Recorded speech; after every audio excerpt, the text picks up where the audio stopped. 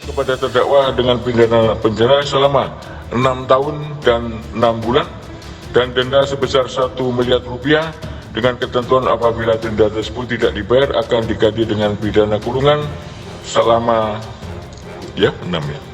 selama 6 bulan. Menurut saya ini nggak make sense ya. Kalau misalnya cuman hanya sekadar uang bisa membebaskan orang, itu sangat mudah banget untuk menjadi koruptor gitu. Tapi jadi menurut saya ini nggak make sense sama sekali gitu. Dari segi hukum harusnya jangan tumpul begini gitu. Lebih baik untuk masalah personal itu tidak disandingkan dengan apa yang udah dia perbuat gitu loh. Harusnya ya apa yang dia perbuat dia harus menerima resikonya. Kalau boleh jujur untuk berapa tahunnya saya nggak bisa memastikan. Tapi yang jelas lebih baik seorang koruptor itu dirampas segala macam. Pengadilan harusnya tidak memandang memandang bulu ya. Jadi harusnya kalau memang yang dilihat itu objektifnya. Maksudnya kalau memang kerugiannya sekian, harus dihukum sekian gitu kan. Harus. Tapi kami tidak bisa tinggal diam begitu saja, bahwa ada keprihatinan yang kita harus mengungkapkan. Saya harus menyampaikan ada sebuah keprihatinan, ketidakpuasan di publik. Oleh karena itu, ya harus memberikan punishment atau hukuman itu juga harus sesuai dengan perbuatan yang diterima. Kami menghormati proses hukum, tapi kami jujur tidak merasakan empati bersama rakyat dan berada bersama rakyat, melihat itu sebuah proses hukum yang tidak adil. Mahkamah Agung itu sudah begitu rapatnya membentengi aparaturnya, karena bisa bandingkanlah dengan lembaga lain. Di Mahkamah Agung itu ada 5 rambu-rambu.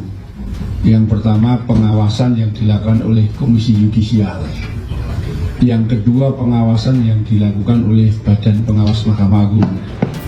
Yang ketiga, pengawasan yang dilakukan oleh Ketua Pengadilan Tinggi sebagai provos terdepan. Yang keempat, pengawasan melekat berdasarkan Perma nomor 78 dan 9. Yang kelima, siwas. Masyarakat bisa mengadukan langsung tingkah laku dan perbuatan yang tercela aparat penegak hukum di Mahkamah Agung kepada pimpinan Mahkamah Agung. Hacker bongkar skandal Hakim Eko Arianto, gegara vonis ringan Harvey Mois. Begini isinya, ngeri.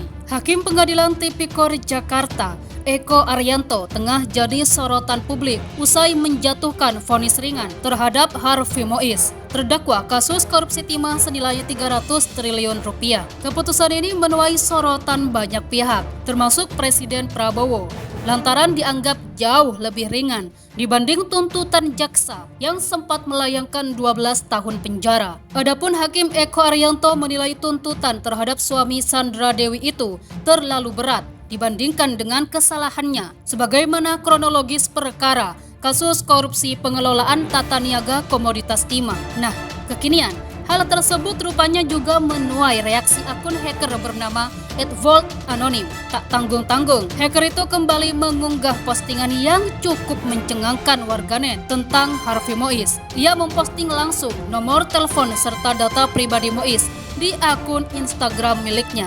Tak hanya itu, @voltanonym juga membocorkan data pribadi Hakim Eko Arianto. Dalam unggahannya, Volt memposting berbagai informasi sensitif seperti nomor induk kependudukan, nomor telepon, hingga alamat lengkap Hakim Eko Arianto. Bahkan, Volt secara gamblang mengaitkan nama hakim tersebut dengan masalah hukum saat ia bertugas di Pengadilan Negeri Tulungagung, Jawa Timur. Lebih lanjut, akun @voltanonym dalam narasinya menyatakan bahwa Hakim Eko Arianto mempunyai 2 identitas berbeda, yaitu berdomisili Tunjung Sekar, Cowokwaru Malang, dan Muara Bulian Jambi. Demikian narasi unggahan sementara itu. Akun @kucingbesar menebar ancaman untuk mengambil tindakan lebih tegas dengan mengungkap aliran dana dari rekening sang hakim. Kami dapat bertindak lebih tegas dengan menyebarluaskan keseluruhan informasi terkait aliran dana dari rekening Bapak, tulis akun itu. Kelompok hacker yang terlibat dalam aksi ini menyatakan bahwa tindakan mereka merupakan bentuk protes terhadap putusan yang dianggap kontroversial dalam kasus Harvey Mois. Padahal Harvey Mois telah terbukti melakukan korupsi dan diduga telah merugikan negara sebesar 271 triliun rupiah. Pemilik akun X @bangramzan memperkirakan uang hasil korupsi Harvey Mois sebanyak 271 triliun akan habis selama 742 tahun jika digunakan untuk 1 miliar setiap hari. Tulis @bangramzan. Kalian mau belanja apa 1 M setiap hari? Vonis 6,5 tahun dan denda 1 miliar rupiah yang dijatuhkan kepada Harvey Mois menuai kekecewaan masyarakat. Sebab belakangan publik sudah sangat terusik dengan berbagai keputusan peradilan. Begitu disampaikan Menteri Hak Asasi Manusia Natalius Pigai dalam keterangannya kepada kantor berita politik RMOL Senin 30 Desember 2024. Kami menangkap ada kekecewaan publik atas putusan ini dan itu sangat bisa difahami karena dianggap tak masuk akal, melukai rasa keadilan masyarakat. Meski kita juga perlu menghargai dan menghormati independensi hakim yang tidak bisa kita intervensi, kata Pigai. Pigai mengatakan kekecewaan masyarakat itu muncul karena mereka menilai rasa keadilan tidak terwujud dari putusan kepada Mois dalam kasus korupsi yang merugikan negara hingga 300 triliun rupiah. Karena bagaimanapun masyarakat punya hak atas rasa keadilan. Nuansa itu yang kita tangkap dan sangat bisa difahami. Natalius Pigai menambahkan, Presiden RI Prabowo Subianto berulang kali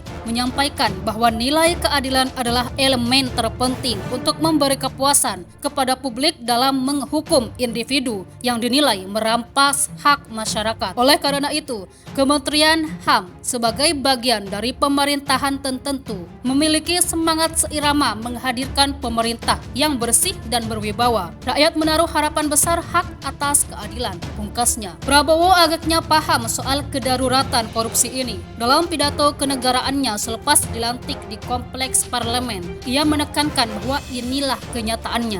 Marilah kita berani mawas diri, menatap wajah sendiri. Mari berani mengoreksi diri kita sendiri. Kita harus menghadapi kenyataan bahwa masih terlalu banyak kebocoran, penyelewengan, korupsi di negara kita, ujarnya. Ia juga menyadari bahwa merebaknya korupsi ini bukan bahaya yang main-main. Ini adalah yang membahayakan masa depan kita dan masa depan anak-anak kita dan cucu-cucu kita. Presiden menyatakan tindak korupsi ini kerap dipicu kolusi di antara para pejabat politik dan pejabat pemerintah di semua tingkatan dengan pengusaha-pengusaha nakal dan tidak patriotik. Jangan takut melihat realita ini. Kita masih melihat sebagian saudara-saudara kita yang belum menikmati hasil kemerdekaan. Terlalu banyak saudara-saudara kita yang berada di bawah garis kemiskinan.